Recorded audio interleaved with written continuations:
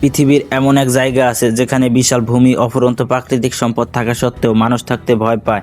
না যুদ্ধের কারণে, না রোগের কারণে, বরং প্রকৃতি নিজেই সেখানে মানুষের সবচেয়ে বড় শত্রু।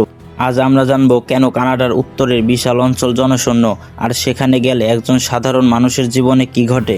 বিশ্বের দ্বিতীয় বৃহত্তম দেশ কানাডা, কিন্তু আশ্চর্যের বিষয় দেশটির প্রায় 70% উত্তর অংশে মোট জনসংখ্যার মাত্র 3% মানুষ বসবাস করে। কানাডার উত্তরে শীত মানে শুধু ঠান্ডা না, শীত মানে মৃত্যুর কাছাকাছি জীবন। এখানে তাপমাত্রা 40 ডিগ্রি সেলসিয়াস থেকে -60 ডিগ্রি সেলসিয়াস পর্যন্ত হয়ে থাকে। চোখের পানির সঙ্গে সঙ্গে বরফে পরিণত হয়। এখানে একবার ভুল করলে 5 মিনিটের মধ্যেই মানুষ মারা যেতে পারে। এই অঞ্চলে এমন সময় আসে যখন সূর্যই দেখা যায় না। শীতে 2 থেকে 3 মাস সূর্য ওঠে না। দিনে রাতের পার্থক্য বোঝা যায় না। এই অন্ধকার মানুষের মনের ওপর এমন চাপ ফেলে যে ডিপ্রেশন, আত্মহত্যার হার ভয়ঙ্কর রকম বেশি। কানাডার উত্তরে মাটি কখনো গলে না। মাটির নিচে সারা বছর বরফ জমে থাকে। বাড়ির ভিত্তি ধসে পড়ে।